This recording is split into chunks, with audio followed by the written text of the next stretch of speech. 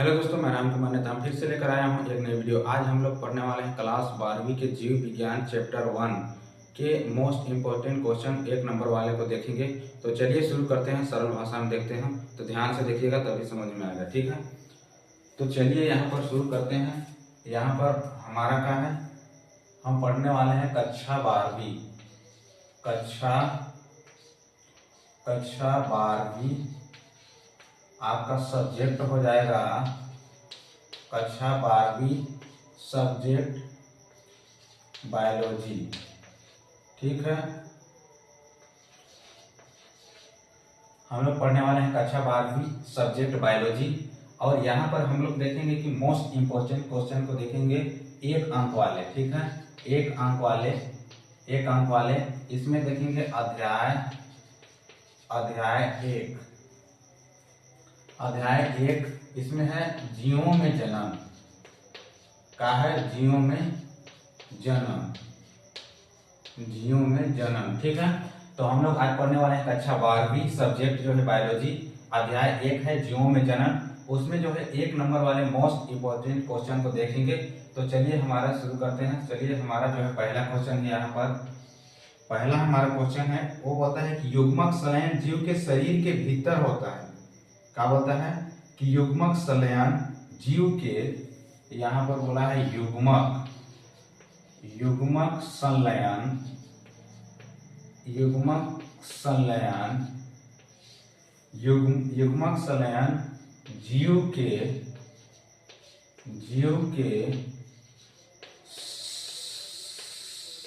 जीव के शरीर के भीतर। क्या बोला है कि युग्मक संलयन जीव के शरीर के भीतर संपन्न होता है। क्या होता है? संपन्न होता है, ठीक। संपन्न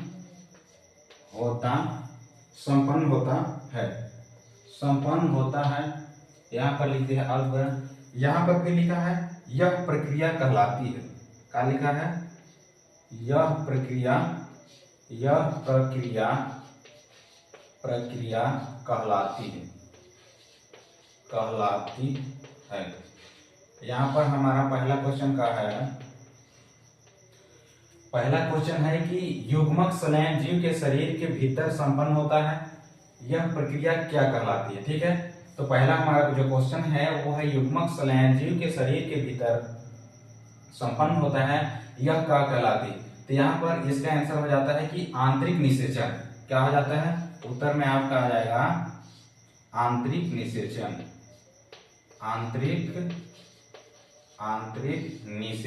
ठीक, आंतरिक निषेचन।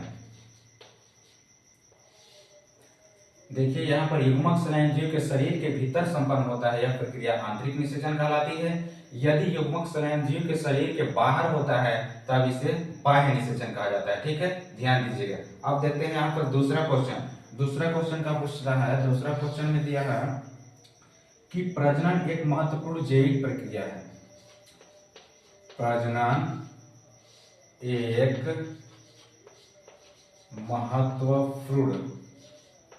महत्वपूर्ण जैविक प्रक्रिया है।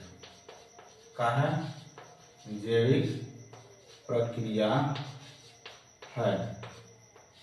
महत्वपूर्ण एक जैविक प्रक्रिया है जो आवश्यक है।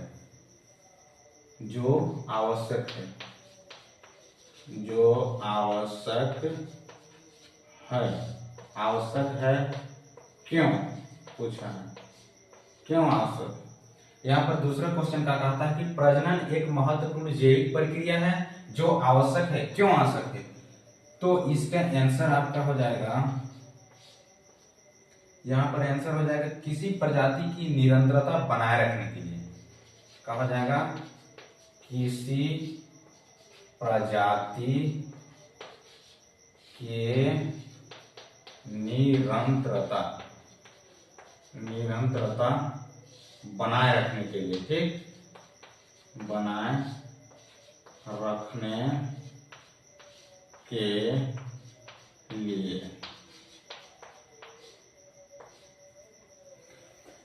तो यहाँ पर फिर से मैं समझा दे रहा हूं, ठीक है। इसके बाद इसको मिटाऊंगा। ध्यान से देखिएगा, यहाँ पर है कि युग्मक संलयन जीव के शरीर के भीतर संपन्न होता है, यह प्रक्रिया आंतरिक निषेचन कहलाता है। यदि युग्मक संलयन जीव के शरीर के बाहर संपन्न होता है उसे बाह्य निषेचन कहा जाता है। ठीक है। दूसरा क्वेश्चन आपका यहाँ पर पूछा है कि प्रजनन एक महत्वपूर्ण जैविक प्रक्रिया है जो आवश्यक है, क्यों आवश्यक है? तो इसका आंसर है कि किसी प्रजाति की निरंतरता बनाए रखने के लिए। यदि प्रजनन महत्वपूर्ण नहीं होगा तो जैविक प्रक्रिया या यहाँ पर जो किसी प्रजाति की निरंतरता बनाए रखने में जो है कि समस्या उत्पन्न हो जाएगा। ठीक है। तो यहाँ पर हम लोग देखते हैं तीसरा। तो तीसरा आपका क्वेश्चन आ जाता है, तीसरा क्वेश्चन में क्या बोलता है कि फल भित्ति का क्या कार्य है। जो फल भित्ति होता है ना, फल भित्ति, फल भित्ति का क्या कार्य है, क्या कार्य है, फल भित्ति का क्या कार्य है, तीसरा क्वेश्चन पूछा। तो इसका उत्तर हो जाएगा फलों को सुरक्षा प्रदान करना, का सुरक्षा प्रदान करना। ठीक, यहाँ पर हो जाएगा फलों को सुरक्षा प्रदान करना। तो यहाँ पर हम लोग, हमारा पहला क्वेश्चन है कि युग्मक संलयन जीव के शरीर के भीतर संपन्न होता है, यह प्रक्रिया कहलाती है। आपका यहाँ पर हो जाएगा आंतरिक निषेचन। यह दूसरा क्वेश्चन है प्रजनन एक महत्वपूर्ण जैविक प्रक्रिया है जो आवश्यक है, क्यों? तो यहाँ पर किसी प्रजाति के निरंतरता बनाए रखने के लिए। तीसरा है आपका क्वेश्चन यहाँ पर फल भित्ति का क्या कार्य है। तो फल भित्ति का कार्य होता है फलों को सुरक्षा प्रदान करना। ठीक है। तो चलिए अब देखते हैं अगला क्वेश्चन। इसको यदि स्क्रीनशॉट मारना है तो मार लीजिए। ठीक है, चलिए हो गया। इसको मिटाते हैं। अब इसको मैं मिटा देता हूं, इसके बाद अब दूसरा देखते हैं।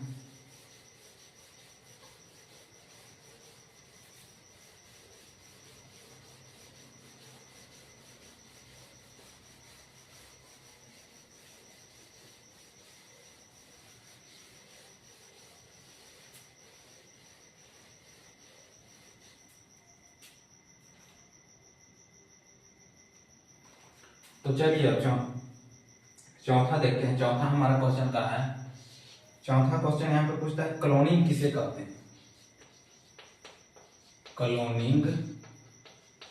क्लोनिंग किसे कहते हैं। ठीक है, किसे कहते हैं, क्लोनिंग किसे कहते हैं। तो आपका इसका आंसर हो जाएगा कि वर्धी। ठीक है, क्या हो जाएगा? वर्धी प्रजनन, वर्धी प्रजनन के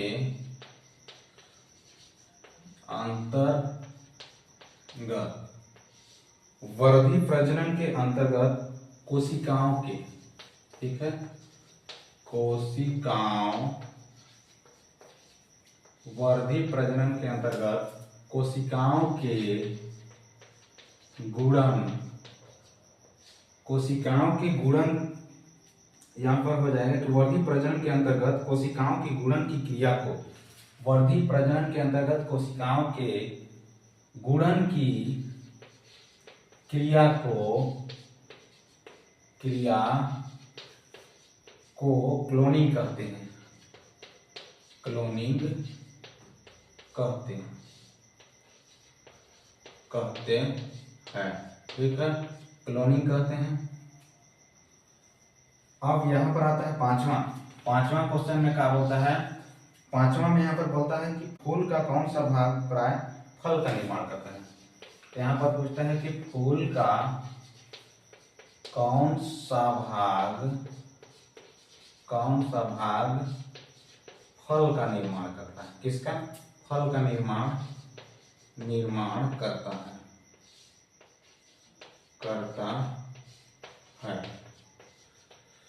यहाँ पर पूछा है कि फूल का कौन सा भाग प्राय फल का निर्माण करता है। तो इसका आपका उत्तर हो जाएगा अंडाशय। ठीक, यहाँ पर ध्यान से देखिएगा कि फूल का कौन सा भाग प्राय फल का निर्माण करता है। तो अंडाशय, अंडाशय से जो है फल बनता है और बीजांड से बीज बनता है, ये ध्यान दीजिएगा। अब आपका आता है छठवां। तो छठवां में क्या बोलता है कि मानव मादा जनन तंत्र के विभिन्न अंगों के नाम लिखिए। मानव मादा जनन तंत्र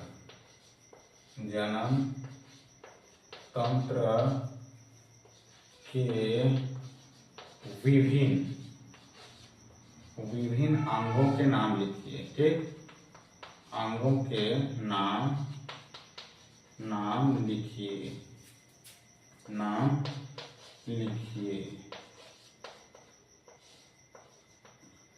तो यहां पर इसका आंसर हो जाएगा, यहां पर आपका आंसर हो जाएगा एक जोड़ी अंडाशय, एक जोड़ी फैलोपियम नलिका। एक जोड़ी आपका हो जाएगा अंडाशय, एक जोड़ी अंडाशय हो जाएगा। दूसरा आपका हो जाएगा एक जोड़ी फैलोपियन, एक जोड़ी फैलोपियन। ठीक है, क्या हो जाएगा, एक जोड़ी फैलोपियन नलिकाएं,